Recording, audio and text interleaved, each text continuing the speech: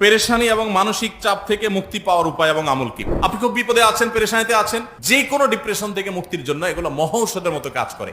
ঢাকায় বাংলাদেশের প্রথম সারির একটা ব্যবসা প্রতিষ্ঠান, 1-2-3 পড়বে এরকম একটা ব্যবসা প্রতিষ্ঠান, একটা কর্পোরেট অফিসে আমার একটা কাজে একবার যেতে হয়েছে। তো সেখানে এক ভদ্রলোকের সাথে দেখা, সে অফিসের বড় কর্মকর্তা। উনি আমাকে দেখে খুব আবেগ আপ্লুত হলেন এবং আমাকে একটা সময় ওনার অফিসে দাওয়াত করলেন, চা খাওয়ার জন্য গেলাম। প্রসঙ্গত উনি বললেন যে, ভাই, আমার জীবনে আপনার একটা কথার প্রভাবে আমার পুরো জীবনটাকে পরিবর্তন করছে। আমার একটা আগ্রহ তৈরি হলো, কি এমন কথা যে একটা লোকের জীবনটাকে চেঞ্জ করে দিছে। লোকটা আমাকে বললেন যে, ভাই, আমার এমন একটা রোগ হয়েছে যে দেশের বাইরে বিভিন্ন চিকিৎসা আমার নেওয়া হয়েছে, বিভিন্ন হসপিটালে আমি ট্রিটমেন্ট নিয়েছি, কিন্তু আমার কোনো সমাধান হয় নাই, কোনো রোগ ভালো হয়নি। শেষ পর্যন্ত কোম্পানির চাকরি ছেড়ে গ্রামে চলে গেছি, জাস্ট মরার অপেক্ষা।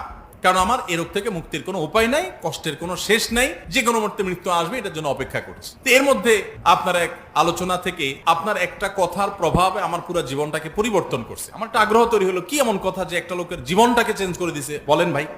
পেরেশানি এবং মানসিক চাপ থেকে মুক্তি পাওয়ার জন্য সর্বপ্রথম হলো ঈমান এবং তাকওয়াকে মজবুত করা। যার ঈমান যত দুর্বল, সে তত তাড়াতাড়ি ডিপ্রেসড হয়ে পড়ে। যার ঈমান যত শক্তিশালী, ডিপ্রেশন তাকে তত কম স্পর্শ করে। যত সমস্যাই হোক, আল্লাহ তাআলা আমার সমস্যা দেখবেন, আল্লাহ তাআলা আছেন, তার উপর আমার ভরসা থাকবে, আমার এই সমস্যার একটা সমাধান হবেই হবে, আর কিছু না হোক আখিরাত আমার সামনে পড়ে আছে। ঈমানদার ডিপ্রেসড হয়ে ভেঙে পড়বে, এটা তার সাজে না। এজন্য ঈমান মজবুত করলে ইনশাআল্লাহ পেরেশানি থেকে আমরা মুক্তি পাবো। আর এছাড়া পেরেশানি থেকে মুক্তি লাভের জন্য দুরুদ এবং ইস্তেগফার এবং দোয়া ইউনুস, তিনটা আমল, দুরুদ, ইস্তেগফার, দোয়া ইউনুস, যে কোনো ডিপ্রেশন থেকে মুক্তির জন্য এগুলো মহৌষধের মতো কাজ করে। আপনি খুব বিপদে আছেন, পেরেশানিতে আছেন, আস্তাগফিরুল্লাহ ওয়া আতুবু ইলাইহি, আল্লাহুম্মা আনতা রাব্বি লা ইলাহা ইল্লা আনতা সাইয়্যিদুল ইস্তিগফার, দুরুদ ইব্রাহিম, ছোট দুরুদ সাল্লাল্লাহু আলাইহি সাল্লাম পড়তে থাকেন অনবরত।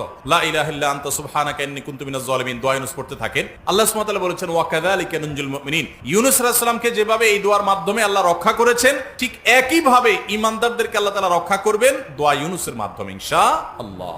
এজন্য এই আমল করবেন। তৃতীয়ত আরেকটা স্পেশাল দোয়া আছে পেরেশানি থেকে মুক্তির জন্য, নবী সাল্লাল্লাহু আলাইহি সাল্লাম পড়তেন। দোয়াটা হলো, আল্লাহুম্মা ইন্নী আউযু বিকা মিনাল হাম্মি ওয়াল হাযান, আল্লাহুম্মা ইন্নী আউযু বিকা মিনাল হাম্মি ওয়াল হাযান ওয়া আউযু বিকা মিনাল আজজি ওয়াল কাসাল ওয়া আউযু বিকা মিন গালাবাতিদ দাইনি ওয়া কাহরির রিজাল।